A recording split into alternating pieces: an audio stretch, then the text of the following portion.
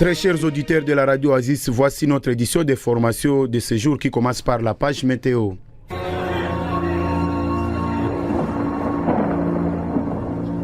Oasis, la météo.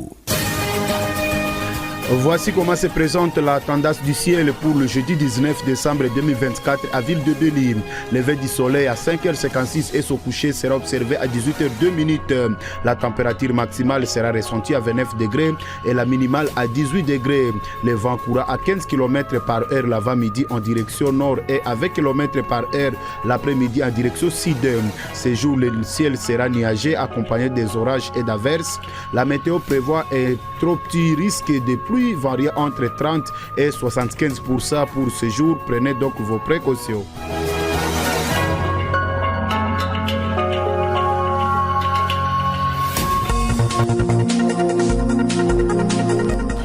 Des morts ont été déplorés dans une nouvelle embuscade tendue aux civils par les ADF en territoire d'Irum la soirée du mardi 17 décembre. La CRDH plaide pour l'intensification des opérations conjointes FARDC et UPDF dans cette zone.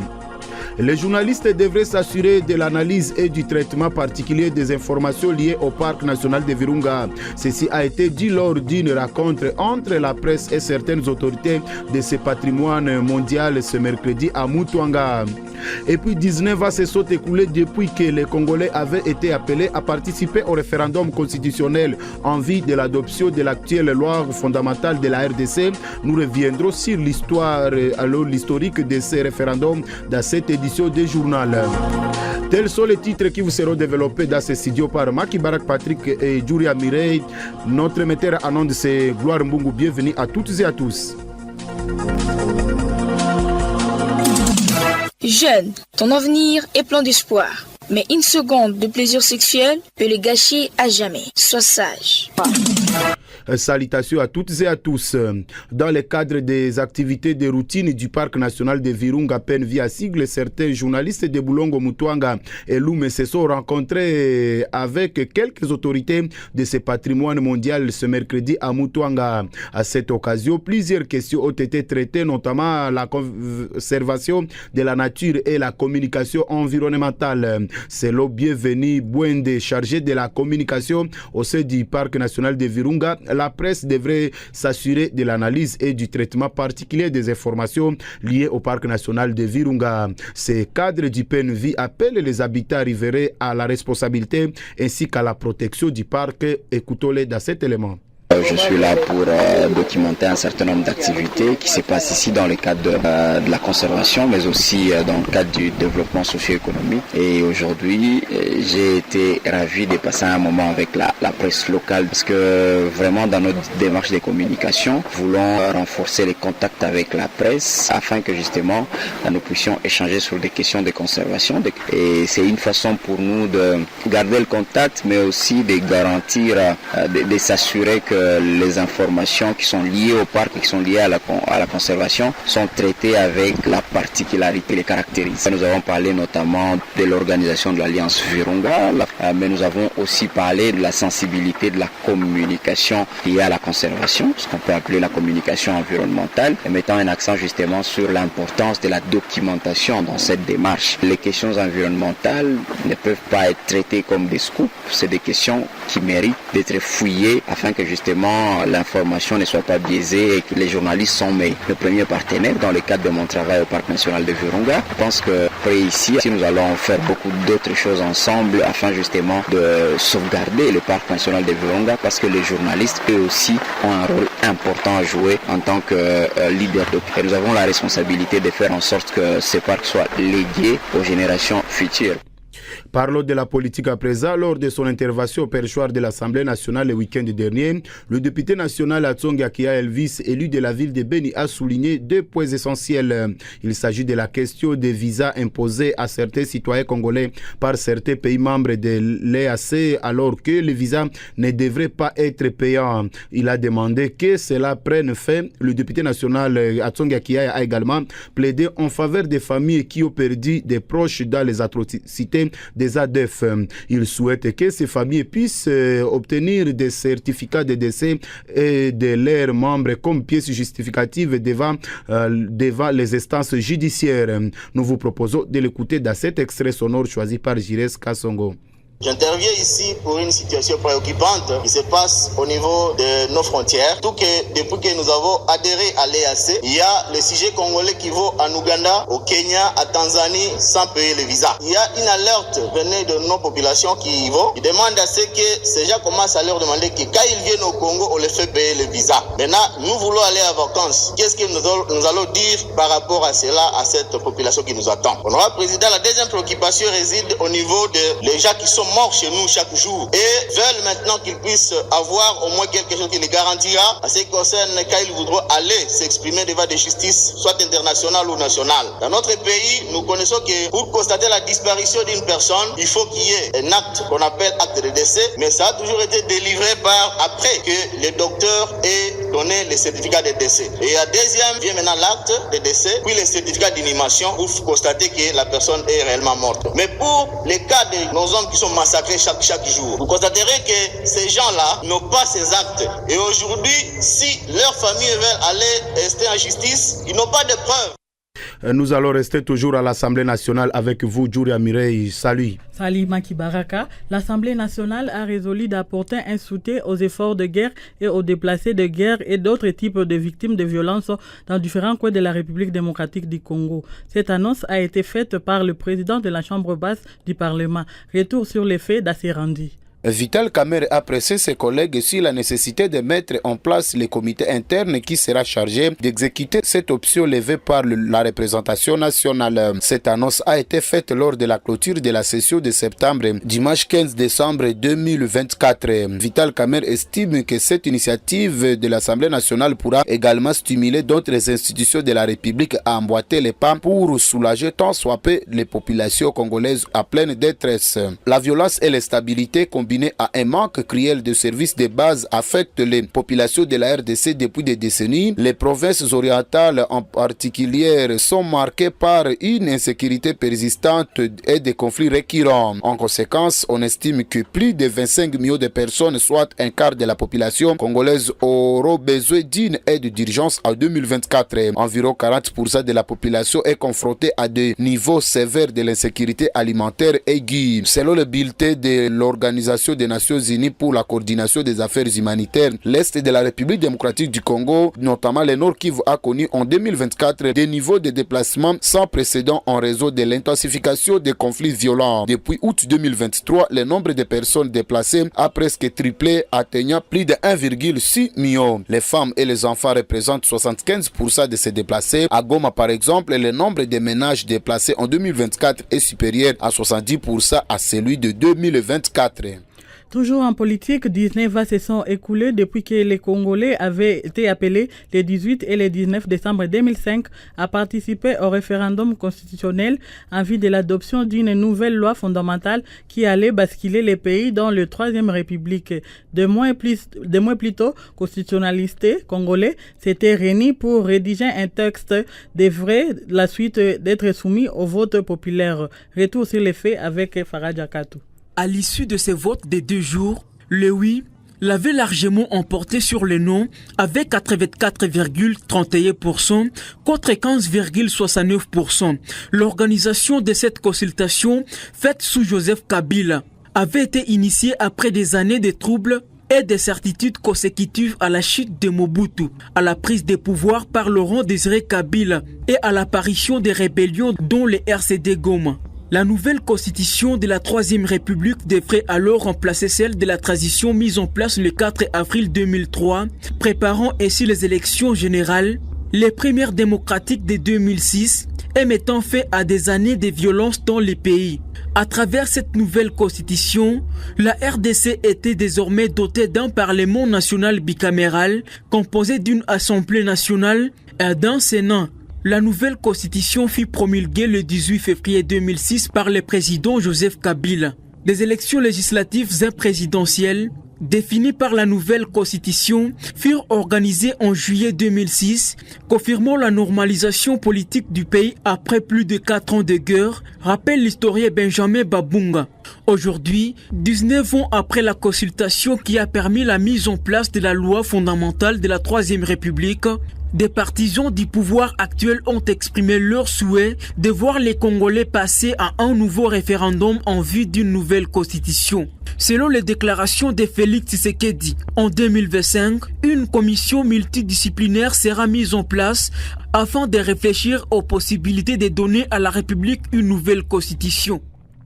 Revenons dans le secteur de Rwenzori. La jeunesse du poste frontalier de Kasindi se mobilise avec détermination pour lutter contre la criminalité dans cette partie du groupement Basongora, longtemps marquée par les actes de banditisme et de cambriolage qui affectaient la paisible population locale. Pour renforcer cet engagement juvénile, le président du conseil local de la jeunesse du quartier Kikemba, alors Jackson Valava, a salué ce mercredi 18 décembre le courage des forces de l'ordre. Ces dernières, en collaboration étroite avec la jeunesse, ont contribué de manière significative au rétablissement de la sécurité dans la région. Jackson Valava s'est exprimé au micro de Pikiwapi Kipikador. Nous disons merci aux tout-puissants, voire même aux agents de l'ordre, parce que ces derniers temps, nous commençons à prendre le sommeil. À cela, nous voulons aussi rappeler nos jeunes qui sont autour du fait d'accélérer l'opération. De là, nos voisins, nos vieux, nous leur demandons de nous renforcer avec le bois, parce que ce n'est pas tout le monde qui va passer nuit à l'extérieur, que le vieux sage nous aide seulement avec le bois. La jeunesse est vraiment déterminée pour cette opération. Toujours à Kasindi, en cette période de guerre qui sévit dans l'est de la République démocratique du Congo, les enseignants sont appelés à gérer de manière appropriée les enfants traumatisés en milieu scolaire. C'est le message principal de Mouindo Kiripi Osen, psychopédagogue à l'Institut Mamové Passis Scola à Kasindi. Ce mercredi 18 décembre 2024, celui-ci appelle les enseignants en tant que facilitateurs ne doivent pas se transformer en prophètes de malheur pour les élèves. Au contraire, ils sont invités à répondre aux besoins des enfants et adopter une approche bienveillante plutôt que de se comporter comme des figures autoritaires oppressives dans les écoles. Par ailleurs, Mouindo a souligné l'importance pour les parents de remplir leurs devoirs envers les enfants. On l'écoute dans cet élément sonore. Quand vous êtes enseignant, quand vous êtes parent, vous devez vous présenter devant les enfants avec une figure là souriante. Vous devez chercher à répondre aux besoins des enfants. Même à la naissance, les enfants naissent avec des traumatismes, à part les cas de la guerre. Son entourage peut provoquer à lui des troubles. Les enfants sont malades, chacun selon la situation qu'ils traversent. Nous appelons aux enseignants quand nous avons l'enfant à l'école. L'enseignant n'est pas considéré comme un lion. Il est considéré tout comme un collaborateur. Parce qu'à un moment donné, l'enfant peut arriver à l'école étant traumatisé à partir de la maison. Et l'enseignant cherchait à comprendre l'attitude que l'enfant manifeste à l'école et cherchait à les questionner en fait de savoir qu'est-ce qui les dérange. Et quand vous les connaissez déjà, et vous allez prendre à charge cet enfant, vous l'orientez, mais quand l'enseignant devient le principal élément des malheurs, il ingérie les enfants, vraiment, à ce moment-là, on choque davantage cet enfant-là. Pour les parents, nous devons savoir gérer les situations à la maison. S'il s'agit de manger, accorder la nourriture aux enfants. S'il s'agit des habits, de l'argent même. Le plus grand traumatisme qui réside chez les enfants, c'est lorsque l'enfant se sent être refoulé parmi tant d'autres. Sécurité à présent, prise de localité par M23 au nord Kivu. La notabilité de Rutshuru appelle le gouvernement à la prudence.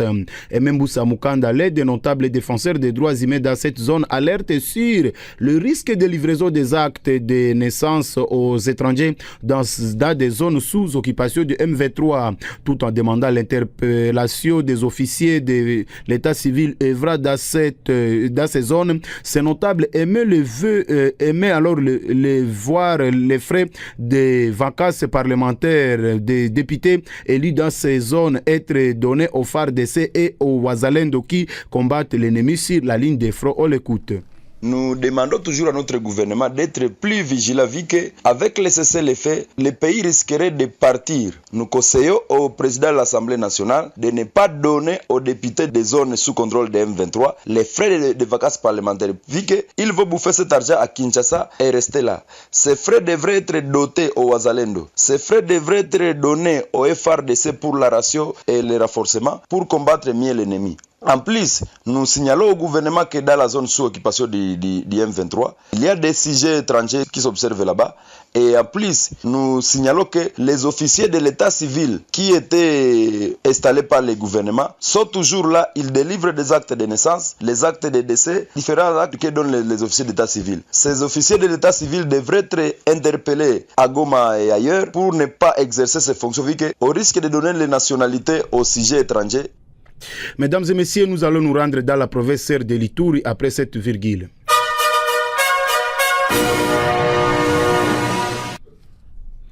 Des ADF ont tué 5 personnes dans une nouvelle embuscade sur la route nationale numéro 4 à la hauteur du village Mafifi, situé dans le territoire d'Irumu, en Ituri. Les faits remontent de la soirée du mardi 17 décembre 2024, rapporte Christophe Mounianderou, coordonnateur de la CRDH dans la zone. Ces défenseurs des droits humains appellent à l'intensification des opérations conjointes FARDC-UPDF pour assurer la sécurité de la population. On l'écoute dans cet extrait sonore choisi par Jérès Kassongo.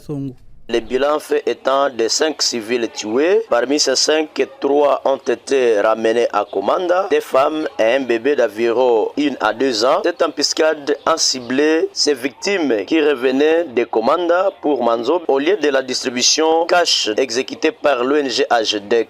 À part ces 5 morts, des maisons et motos ont été incendiées et les taximens restent introuvables jusqu'à présent. Et croyons à la chute de ces mouvements terroristes ADF. Et cette chute sera concrétisée si et seulement si les opérations sérieuses de la traque de ces derniers seront lassées. Et nous avons salué les opérations conjointes FARDC-UPDF. Néanmoins, sur terrain, les civils continuent à être tués malgré la présence des opérations conjointes FARDC-UPDF. Et a fait 2 groupes de combattants Wazalendo se sont affrontés mercredi 18 décembre à Kilimanjaro, groupement Bakaeku en territoire de Mambasa. D'après la CRDH locale, il s'agit du groupe IPLC et les Maïmaï Kifagio qui se sont disputés l'occupation du 10 villages. Le bilan est de 3 civils qui sont morts pendant ces accrochages, nous a rapporté Christophe Rams Malkidogo qui en est le coordonnateur.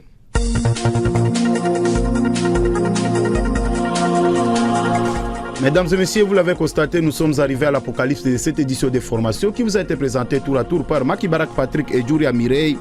Notre metteur en ondes, c'était Gloire Mbungu. Si vous avez aimé l'édition, dites merci à toute l'équipe qui l'a réalisée. Ne quittez pas car la chronique Les Pèlerins, qui sera suivie du journal des sports de Barak Mbakwa, viendront clôturer avec notre session de formation. Au revoir.